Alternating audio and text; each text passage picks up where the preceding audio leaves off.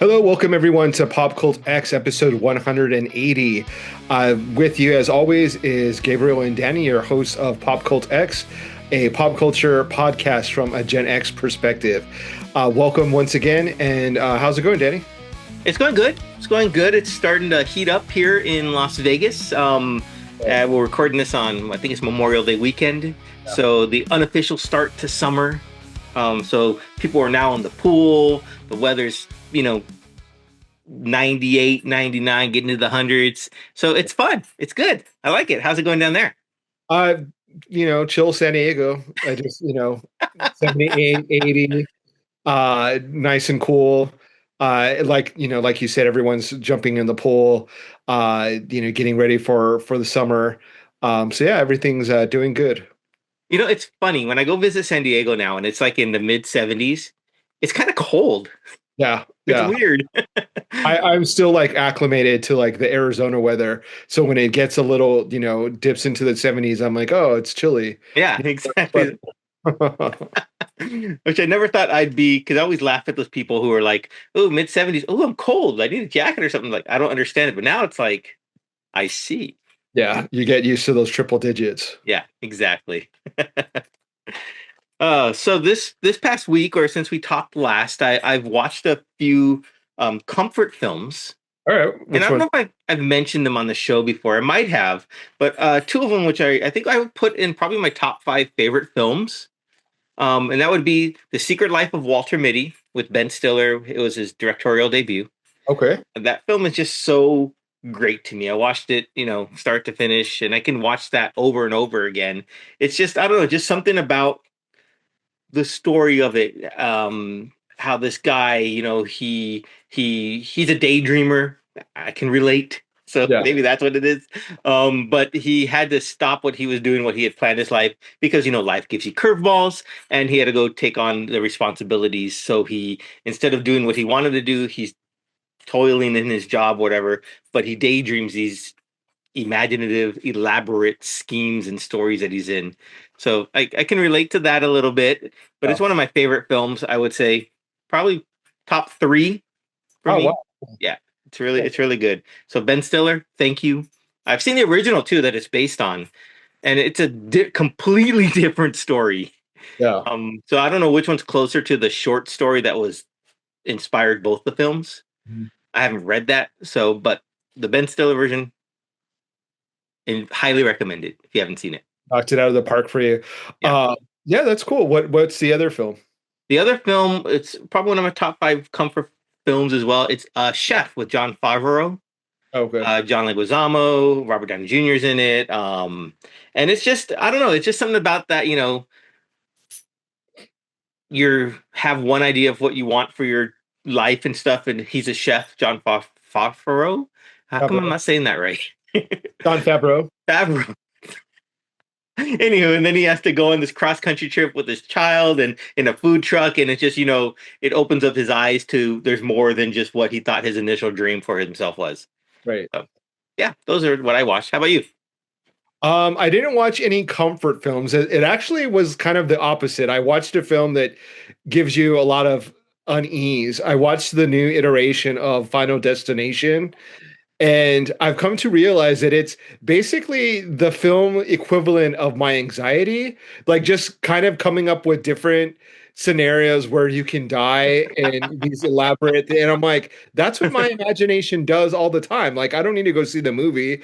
I imagine it just without the movie. So it was pretty good. I mean, it's you go and watch it for the surprise, death scenes, right? Like, it's the same as all the other films. Everyone dies in like a really creative, unique way. Yeah. And it was fun. It was fun to watch. I think that it's pretty much the same thing. They're not like breaking any formulas when it comes to the Final Destination series. But it was fun. It was kind of interesting. It starts off with the grandmother saving lives, and she kind of curses her family to be hunted by death because she escaped death. And then so it started coming after people in her family that weren't supposed to exist because she was supposed to die. Okay, And I and see. that's like the whole premise. So it was kind of interesting. It was a fun film. There are lots of creative ways that you can die, and they showed them on the screen. So that was fun. That's cool. I mean, I think I just seen the very first one, right? Yeah, And it's funny now because the next generation of people who are watching it and they see you see the memes now of like the log truck, and people who know not to drive behind this truck. So yeah. yeah, it's Like I said, it's literally just my reality of like having anxiety and like driving and like, okay, what if that truck slams on their brakes? And like, what if, my car goes slipping into this other truck? Like it just mhm. that's all it is for me, is just like the inside mind of someone who has anxiety. So when you watch a film like that, does that put you on edge a little bit, uneasiness, or is it It's just weird. It actually, I can enjoy it. I don't get like freaked out by it. I can enjoy the film, so oh, that's good. can sit back and relax and Sit back and relax and watch watch people. people die. Yeah, yeah, it's fun. It would let other people die So instead I of, get it is comforting then. So it's a comfort film. yeah, I Sure. guess it is a comfort film in a way. Yeah, we could justify that. Yeah. I think a lot of horror films could be considered comfort films because they kind of do make you feel good, right? Like it's like that high of like, oh, this is so scary, and then like the come down after the monster dies or they escape, and you kind of relax after that. So it's kind of like a roller coaster of emotions. Okay, you might be stretching it a little bit there, but I can see that. I mean, I get that. I get what you're saying. So it's like the comfort of knowing that it's not happening to you Yeah, yeah, in a pretty way. much. Yeah. Okay. We could I'll take that. All horror films are now comfort films. I like it. Yeah. Nothing more comforting than like Freddy Krueger or Jason, right? And them not haunting you, that's comforting. Yeah. Although if you were to live inside a horror universe, that world, which one do you think would be the most not scary to you, but the most one where you think you could survive the longest or the most comfort? I don't know. Just where If would I you want to had, go? if I had to choose a scary horror universe, I'd probably want to be in Nightmare on Elm Street, because if you remember, I think it was number three, Yeah, the Dream Dream Warriors, Warriors. Yeah. you could like have your own powers, so you could like Mhm. dream up a way to be more powerful than Freddy Krueger and at least survive a little bit. I mean, you can eventually he might kill you, but at least you have some sort of way to counteract his powers by coming up with your own super strength or whatever it is, abilities that you could try to defeat him. Other than just staying awake, right? Yeah, Yeah. drinking coffee and Rockstar or whatever. Yeah. Exactly. I'm surprised they haven't made a modern version of that, or maybe they have. What was the most recent Night Freddy Krueger They did a film? reboot of it, and it wasn't really successful because they replaced the Robert actor, England. Robert England, as Freddy Krueger, and I don't think people were buying it. No. Okay. I know. Speaking of reboots, and I know it. That's probably the one I would live in because I just won't go to Derry, Indiana, or wherever it's at. Just I'll be safe, so I wouldn't have to worry. But I think they're making a prequel series to that. It. Yeah, to like it's like the first haunt or the first whatever it is. Like, so I'm curious to see what they're gonna do with that.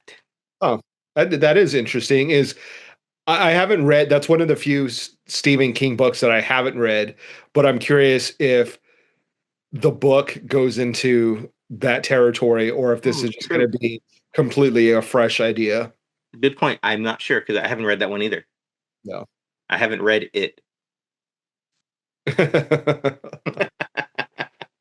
Uh, but I did watch another reboot series, which is something that I think we can get into a little bit about because it was really good. I enjoyed it. I think you said you watched it and you enjoyed it, but I won't speak for you. And I'm talking, of course, about Netflix's new series, The Four Seasons. yeah, loved it. It's great.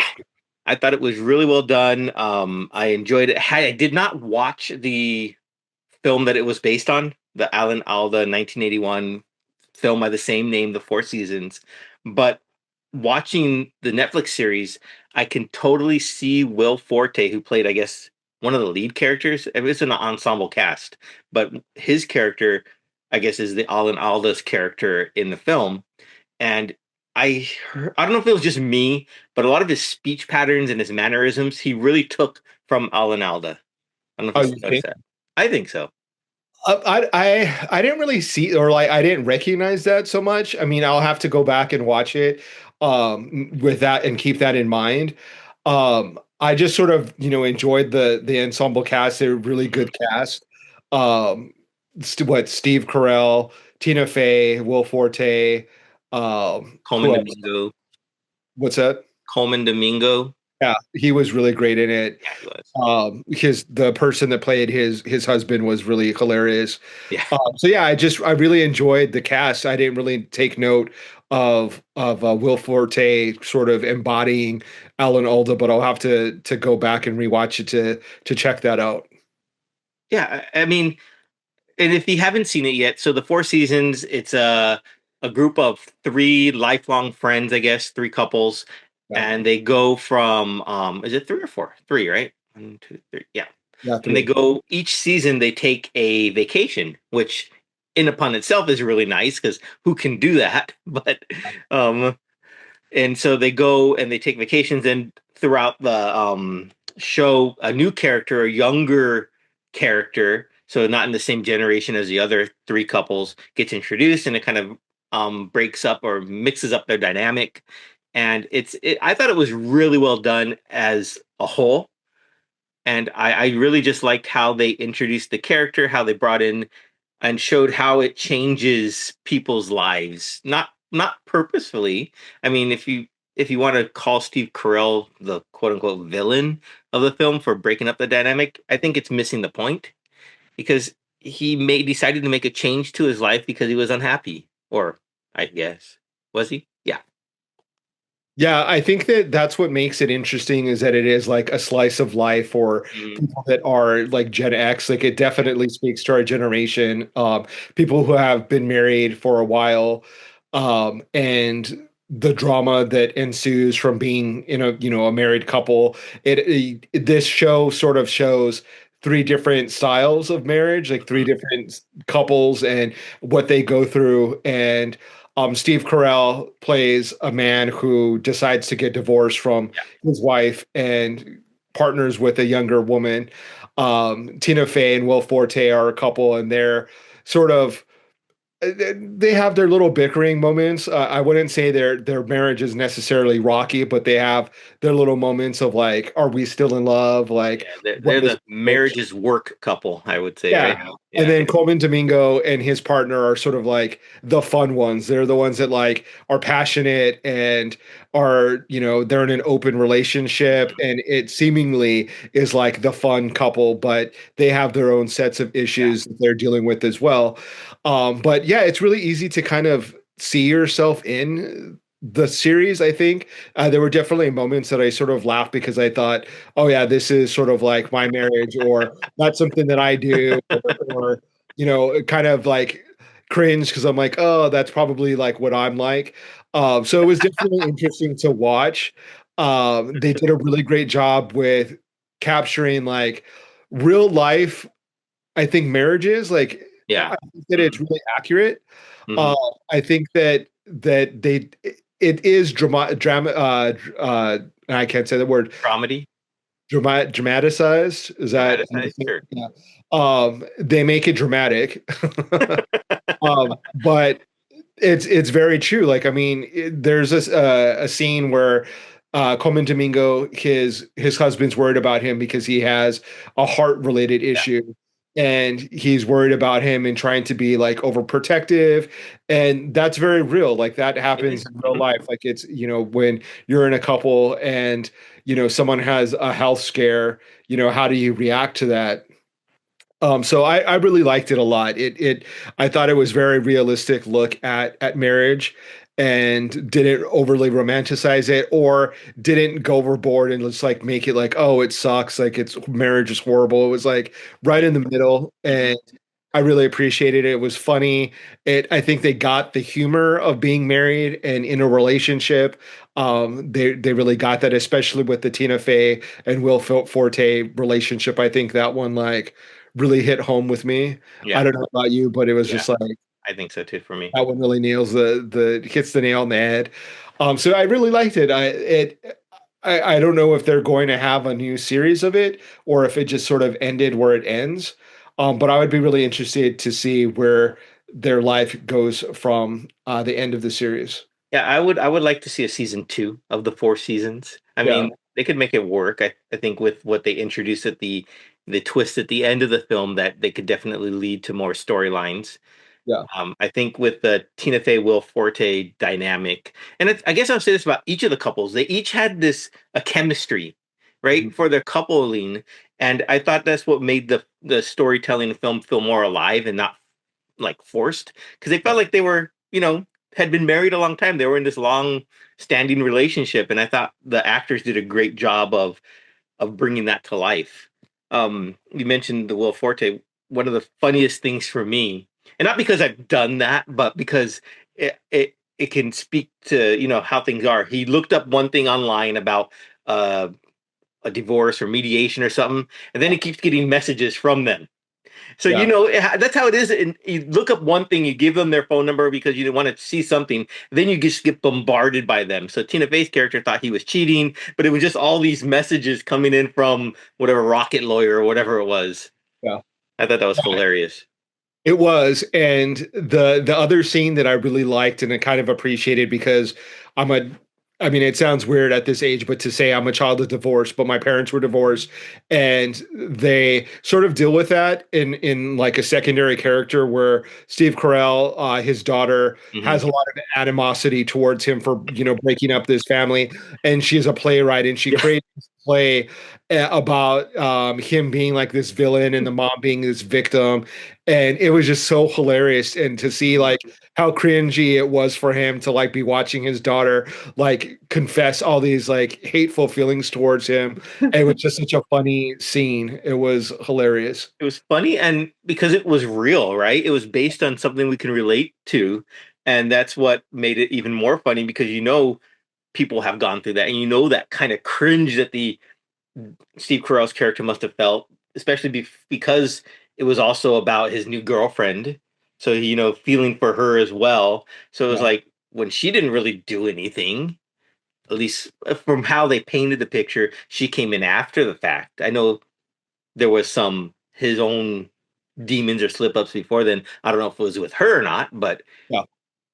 so it was, But yeah, that that's was so hilarious. true. Like, I mean, I that happened with my dad, where after he got divorced, he was dating a younger woman, and you just can't help but like have animosity towards that new person in your life. Like Mhm. it's you see them as like interloper and someone that is antagonistic or like whether or not they have good intentions or not, you just kind of hate them for coming into your life. And I remember I was the exact same way and like pushing back and trying to destroy the relationship, but um it was very real. So like that's what I really love about the show is that it's very real. And I think that if someone who's singles watching it, I think that it gives a really realistic point of view of what marriage is and that like marriage is work and you have your ups and downs um and it is funny and you have moments that you just kind of like sit there and you have to laugh with your partner because it just like the ridiculousness of life like happens Yeah. and you can't help but just laugh about it. Yeah. Yeah. And I think it also speaks to friend groups in a Yeah, way, and I thought that's another dynamic that we can get into a little bit and how they made time for their close friends to go with them four times a year. So one for each season, right? So imagine that. I mean, you have your own busy life. Each one has their own busy life going on, but they come together four times a year to go on this, whether it's a weekend trip or whatnot, to these destination vacations and get caught in a hurricane and everything. And it's just, I think it was really cool that a friend group like that got to stay together Yeah. for an extended period of time, because that's something, friends come and go, but the fact that they were able to maintain those relationships over an extended period of time was really cool. Yeah. Well, I mean, it speaks to the fact that relationships are work, that they're hard to Hmm. maintain, whether it be a marriage or a longstanding friendship. Yeah. It takes work in keeping that afloat. And it's an interesting dynamic where they introduce a new character into the friendship circle and how that changes Hmm. um things. And that's something that is very realistic, is like, what do you do when you have this set friend group, and then someone brings in a new girlfriend, a new boyfriend, a new wife or husband, and Hmm. you don't like them at first, and you have to kind of get along with them, and it just changes the whole dynamic. And that's something that is very real life, very true and Yeah. realistic, and something that is fun to watch because it's so real. It is. And I think they addressed it from both angles. So not only did the younger girl get introduced into their long-standing relationship, friendship, but he went and met with her friends too. Yeah. Which, of course, during that time, he realized that he didn't have really much in common with anything from that younger generation. So Yeah. he secludes himself, Steve Carell's character, and and I think they did a great job when they told the story, the same story, but in two different places, Right. right? So all the references from the friend group, they were understanding everything. They knew it was all, but they couldn't remember one person's name. And then Steve Carell, when the other friend group was telling it, and no one got any of the references, and except he knew the character person's name that they were missing in the other friend group. So it just shows, I guess finding new friends is great, but also you need that connection with your peeps. Yeah, and it's the other thing that was kind of interesting about that is someone from our generation, someone that's like Gen X, trying to, be youthful and hang out with someone that is a lot younger than them. I found that to be humorous as well, because I just feel like it would be exhausting to be with someone that's in their 20s and, going to like festivals and going, snowboarding and doing all these things, these activities that are, kind of reserved for young people, and trying to keep up with them would be just, it would be exhausting. I think there was a really good scene where Coleman Domingo is kind of giving Steve Carell's character a lecture, saying, you should be introducing your young Yes. girlfriend into Yes. like sophistication and into Hmm. things that we're into, versus like trying to change yourself into this younger Kip character. Hmm. And I thought that was really kind of poignant, because I thought it was really true. Like, yeah, you should want to elevate that person and Yes. elevate their taste and their perspective, as opposed to trying to like dumb yourself down to like, not that young people are stupid or dumb, but inexperienced, and this whole friend group are fairly wealthy. Obviously, they're going on these vacations like every year. So, bringing them up to your level of success, and I thought that was an interesting perspective as well. No, you hit it right there. I think that was, and I remember when he said that to him, like in the May December relationships, you're supposed to elevate them, Yeah, go down to their level. And yeah, I think that was perfect. I mean, I guess in a way, I can see Steve Carell's character. I think Nick was his name. Want to relive his youth, and that's what he was doing by doing that.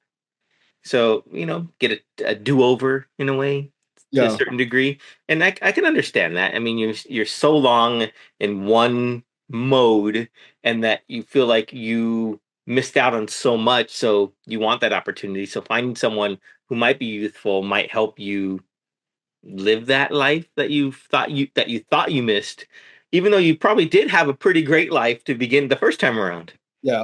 Well, it's tempting, right, to Yeah. go back and relive your youth, but I think that I mean, as much as I want to say like, oh, like age is just a number, and you can be youthful at heart, like the reality is that like I don't like to go out late at night anymore. I don't really like to drink anymore to excess. So I'm definitely like a curmudgeon, like old man, that I'd rather Perfect. be at home, like watching TV with the dogs and my husband, versus out partying, Yeah. with a bunch of young people. So No, I got you. Yeah, I understand. Same thing here. You know, Yeah. I'd much rather be at home just watching a nice movie like Secret Life of Walter Mitty or Chef, and then going out to EDC, which happened here in Vegas last weekend. And yeah, those times are past. That's Yeah. okay though. I'm not mad at it. I don't remember the last festival that I went to, but I do. It was when I saw Morrissey. What festival was that called? It Like was 80s festival or something. uh I'm not going to remember because I'm old, but it was I saw Morrissey. He was a headliner, and I had allergic reaction to the sun. My feet were and back were killing me by the end of the night. Like people smoking was getting on my nerves, and I was like, I want reserved seats. Like I want to be in VIP right now. I don't want to be in the like mosh pit or like Right. in general admission. Like I want a little bit of luxury. Like I would rather Yeah. pay Yeah. an extra price so that I can have a seat and watch the show from like a nice air conditioned or at least like a fan versus like sweating in mass with everyone else. Like I'm just over it. I hear you. I hear you. We're at the point where luxury and luxurious, so more quality than quantity. Yeah. Yeah. Pro World Festival is what it was called. Okay. Yeah. You remembered it. Yeah. It came to me in my old age. Another thing that was hilarious about that festival, though, just to kind of go off on a tangent, is to see all the quote old people like still like living in their youth. Like you had a lot of like goth people dressed in like all black and like Mhm. leather and like white face makeup, and it was like 100 degrees in Pasadena, and they're like sweating, and it's like, why did you dress like that? You should be in like shorts and a t-shirt. Yeah, they're miserable, but hey, gotta Yeah, live that I mean, life. they're already miserable. They love it. And, Exactly. and, so it was just kind of funny seeing like these old goth people like, in their 50s and they're still like teasing their hair like Robert Smith of The Cure and still putting on like white face makeup and still dressing in leather. And you kind of have to admire it because I mean, at this point, it's not, they're not dressing on for a trend. That is who they Yeah, are. that is true. So you Yeah. kind of have to recognize the fact that they've been consistent, if nothing else. They didn't go to Hot Topic for their stuff, is what you're saying. They Yeah, probably just went into their wardrobe and pulled it all out. yeah. Yeah. We're probably the district manager of Hot Topic by now. Not just the manager, but the district manager. District manager, yeah, the regional coordinator for Hot Topic, the regional buyers, yeah. Yeah. Very cool. Well, I think that's all I have for this episode. Anything else you want to enlighten us with? No, I just to support your local comic shop. Mm, One of the comic book stores here in San Diego that I love, Nuclear Comics, are closing its doors. Their owner of the building is selling their building, and they're sort of being kind of forced down. yeah, be forced out, and kind of sad because they're definitely one of my favorite stores here in San Diego. They have another location in Orange County, but to see a store kind of close their doors is kind of sad for me. So just make sure that if you're into comic books, to go out and support your local comic book store. That way they don't close their doors because they're few and far between, and we definitely still need them out here. Yeah, definitely. I mean, the one that I went was going to close because of the owner's health diminished, so he had to close. Went to the next one, the closest to me. That one's now closed. Oh wow. Yeah, so I don't know what happened there. But yeah, definitely go support those guys. They're living their dreams and distributing all the good comic books for us to read. Yeah, absolutely. Yeah. I have like a bed full of books that are like stacked up because I went and they were having a 50% sale off of graphic novels, Oh wow. and their back issues are 50 cents, and um I had to help them out. So Yeah, I bought a lot of stuff. So have a whole bunch of books to read now. there you go. So next episode, you guys, Gabe's gonna give us a nice little book report of every single comic book he read from that cell. So Yeah. It's a nice problem to have, right? yeah, that's true. With that being said, thank you everyone for continuing to support us here at Pop Cult X. We really appreciate that. Be sure to like, subscribe, share, and I guess we'll see you guys next time. Stay safe, everyone.